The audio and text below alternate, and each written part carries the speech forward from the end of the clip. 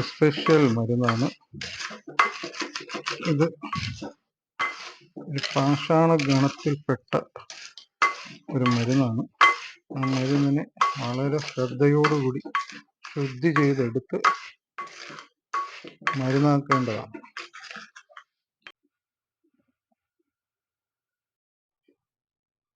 ഇതിപ്പോൾ ഇങ്ങനെ നന്നായിട്ട് ഉരുകി കാരണം ഉരുകിയതിന് ശേഷം അടുത്ത മരുന്ന് ചേർക്കാൻ പറ്റും.